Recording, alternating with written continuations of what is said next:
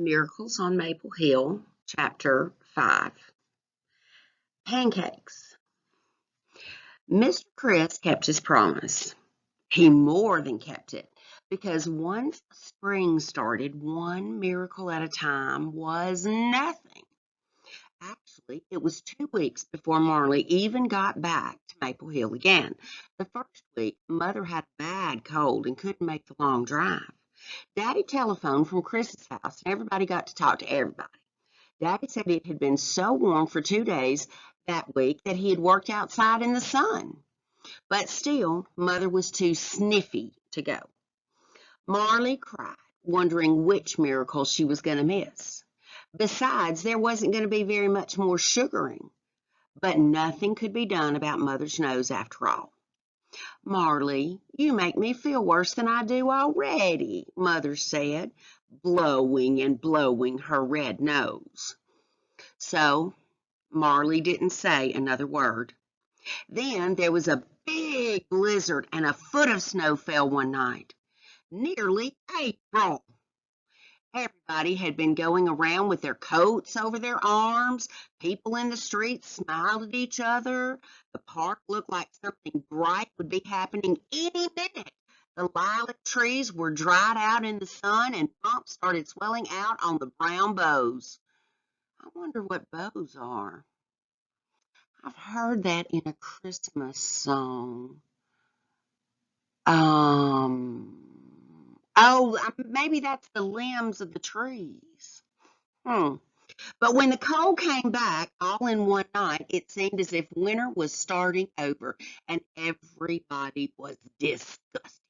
People didn't smile at each other, or if they did, you wouldn't know it because their mouths were tucked under their scarves and collars. Marley loved her new boots and scarves and gloves in the fall, but now they looked dingy and felt heavy when she put them on. Dad wrote a long letter. You people in cities don't need to think about the weather. Down there, it's just a matter of getting yourselves out of one door and into another. But it's different up here. What a storm! Chris says nothing's as important in the country as the weather. He's given me an almanac. Now, an almanac is a book that farmers use. It's a book that predicts weather based off of historical weather events. It helps a farmer to know what to plant when to till the soil, when to, collect honey or to start sugaring or all of those different things. So that's what an almanac is for. It starts with January 1st and goes through December 31st for every year. They still make them today. So let's read on. The snow went away fast this time, though. When they finally got on the way again, the drive was beautiful all the way. Snow still lay in places where there was shade all the time, but it wasn't anywhere else. Some winter wheat fields were already green. That means that the soil had warmed up enough so that the wheat could turn green. There was some gravel on the hill where they had stopped before, and the car went right along. But Mother stopped part of the way up the hill and said Marley and Joe could run up to the sugar house and see if Mr. Chris was there. But he wasn't. The buckets had been taken down from the trees and lay upside down on the ground. The big pans were turned over, and the fire was out. Joe felt as sad as Marley did, she could tell. It was sad to see a place all empty and cold that had been so bright and warm before. Next year we'll see it again, Marley said. Sure, Mr. Chris will tell us the minute the sap's up, Joe said, but when they came sadly out of the sugar house, a wonderful thing happened. Just a few feet away, looking at them, stood a deer. It stood absolutely still with its ears and its head up. On its face was the most surprised expression Marley ever saw. Look, she cried. The deer leaped and turned and went off through the trees. It made great leaps without half trying, like a dancer in a ballet. Its white tail went up and down, up and down. Why didn't you just shut up? Joe demanded. You scared it off. I saw it as soon as you did. Why'd you say for me to look? It was so lovely, she said. He went marching off ahead as if she should feel ashamed. Next time I'll just nudge you, Joe, she said, but I was so excited this time. I'll tell Mr. Chris I saw the first miracle all by myself.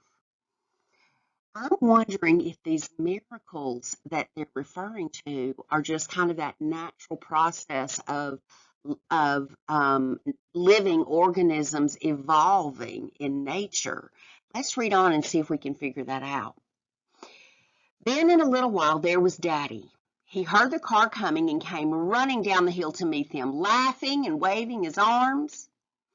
Dale, your own cooking is good for you, Mother said. It's Chrissy's dinners, he said, and the air. He looked glad to see them, like some of the people you see in railroad stations. He hadn't looked like that at all when he first came home again. Look there, he said, turning around at the door. Look out over that swamp, Lee. See the color? That misty red? Chris says that's spring. Before dinner, he took them out to see skunk cabbages. You'd think something like a skunk cabbage would be ugly and stinky, and Dad said they sort of were, but they were interesting too. Ugly, and he paused and laughed and said, well, you'll see. Ugly and beautiful. They were growing out of the ground along a little stream that was flooding down the valley over just over Maple Hill behind the house. They had tight, smooth horns thrusting up here and there where the snow had all disappeared. They were green with dark red designs. Chris says they're the first real spring after the sap, Daddy said. Chris says. Marley saw Mother smile when he said it over and over. They all went around the house and the yard to see everything Daddy had done. No trace of dust remained, no mouse leavings. The steps were mended. Mother said, Dale, what shining windows! We'll see the sunset tonight. Then she took out the nice red and white curtains she had brought. Daddy not only had a fire in the kitchen, but in the living room, too. The stove in there was called a Franklin, after Benjamin Franklin, who invented it with the help of a mouse, which Marley told Joe right away. Only Joe said that it was just a story in a book. It wasn't true in the least. Anyhow, that stove was like a little fireplace with little carved doors on its front and a nice place on it where you could put your feet to dry. Oh, Marley sighed. This is the nicest, prettiest, most comfortable house in the whole world. Can we stay up late? Can we? Real late? After supper, the Chris's came over. They all sat around. Mr. Chris said he'd pulled the buckets in the sugar bush the day before because the buds were coming out on all the trees. When the sap gets buddy, it's too strong and dark to be any good anymore, he said. Only thing it's good for then is to boil down and sell to the factories to put in chewing tobacco. But it's not worth the trouble. This is just like old times when your grandma was here, Lee, Chrissy said. It's wonderful having your young ones. But I keep looking around for her. I wish we could have the young ones and the old ones, too. Mr. Chris shook his head and smiled. Let the young ones have it now, he said. If all us old folks stayed around, we'd soon fill the world up like mice. Marley looked at him quick. Shh, Chris, don't start that mice again, Mother said. But it was for Marley he had said it. She knew what he had meant. There were important things, and then there were things not so important after all. When Marley woke up the next morning, there was another miracle right outside her window. The sun was coming up, and it was clear and frosty out. There it is. There's another miracle. And the sun coming up is what we expect every day. But maybe she's talking about the beauty of it, that frosty, the frost on the grass and the sun shining on that and making it look like diamonds. At least that's my house. Let's read on and see. And there were 10 million little crystals shining on every single branch of every single tree, down to the littlest twig. The tree right next to her window was a wilderness of shining threads, as if every branch, every twig was spun from ice. Among the threads hopped the cold little black figures of the birds. Marley felt as if she could never in the world look at it long enough. She heard the door downstairs open and close again. Was Daddy going out into all that icy cold? When he first came home, he was always having chills, she remembered, and had to stay in bed mornings with the hot pad at his feet. Now, there he went out into the world, into a world of solid ice. She could hear the tree at her window clicking its boughs together when she leaned close to look. Okay, that does sound like it's the limbs of the trees that are maybe touching each other when the wind blows. But it wasn't Daddy after all. It was Joe. He was dressed in his heavy coat and boots and gloves, and he had his green earmuffs on.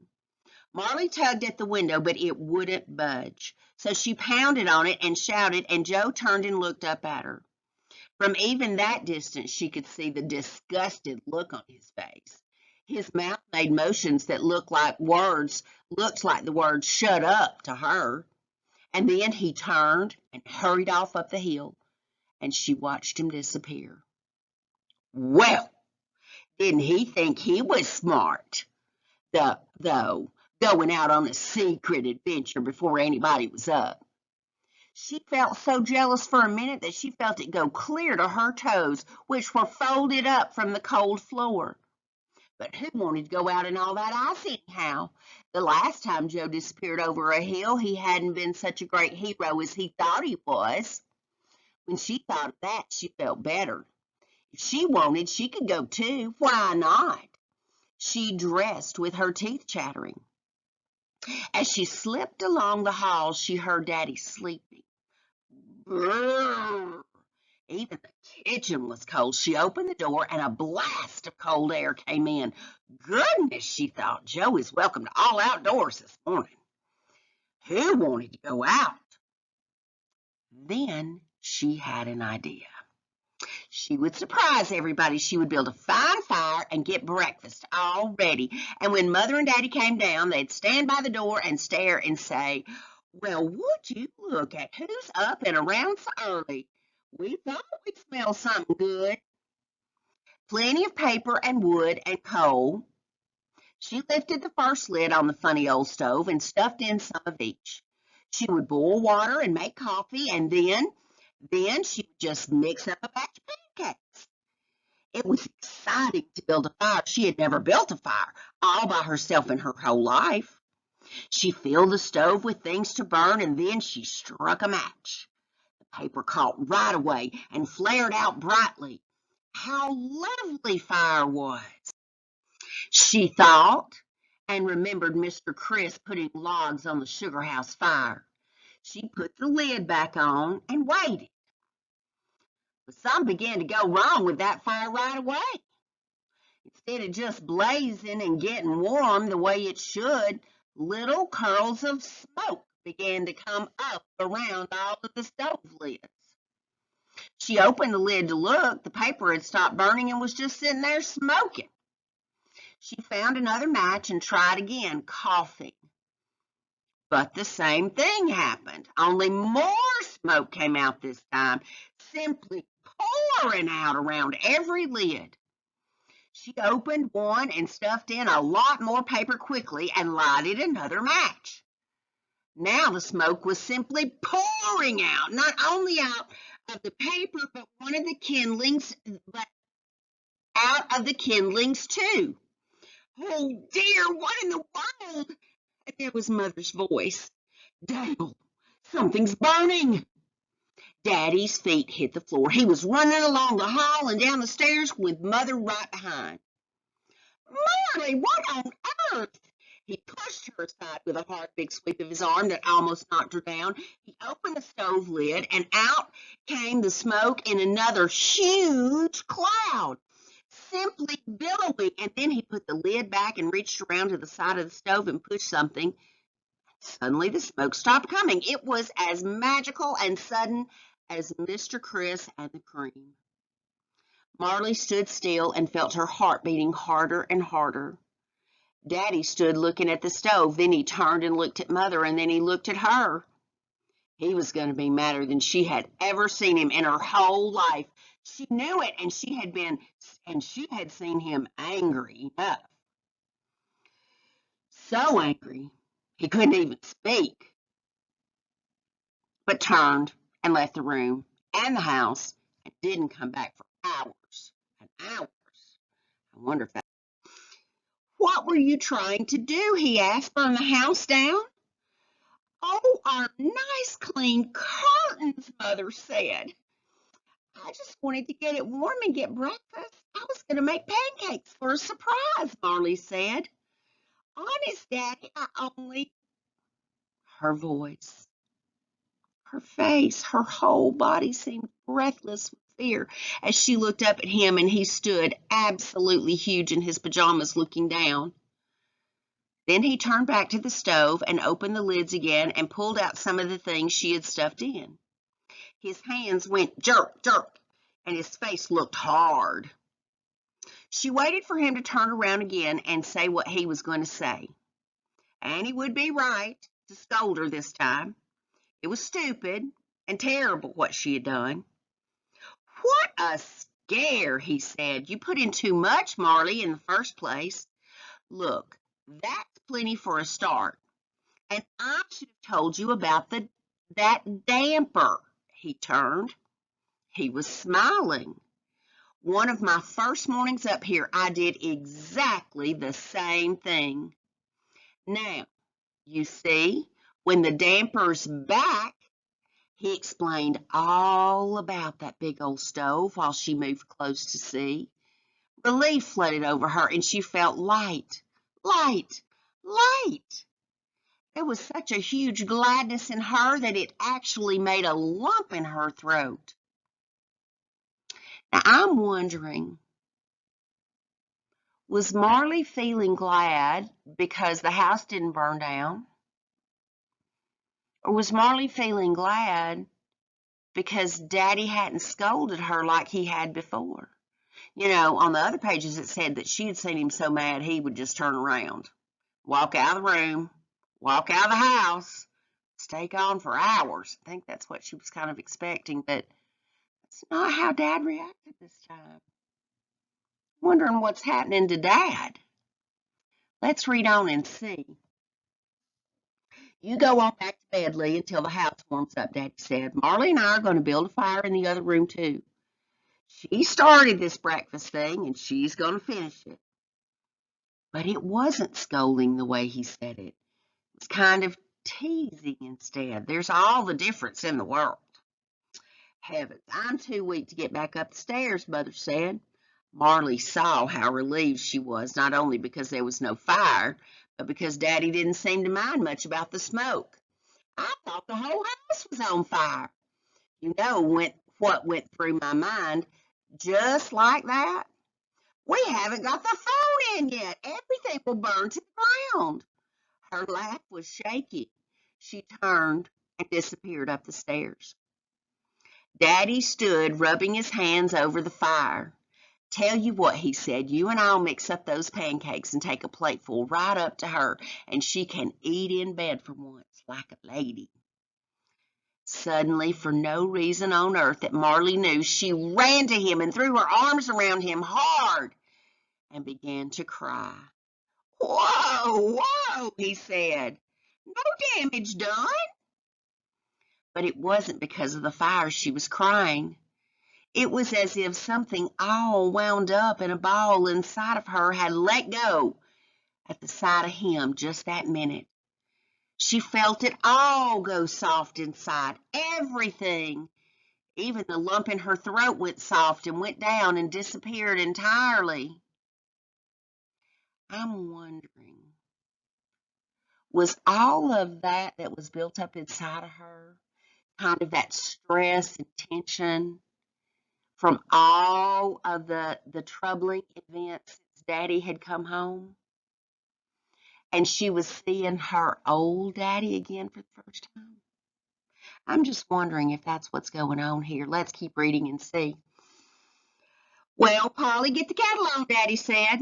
So she did, and they made the most wonderful pancakes she had ever tasted in all her life. When Joe came in, all cold and red-faced, she was turning some pancakes over in the skillet. Daddy didn't ask Joe where he had been, but just said, "Come on in and have some pancakes, a la Marley, Joe, all decorated with first-run crisp."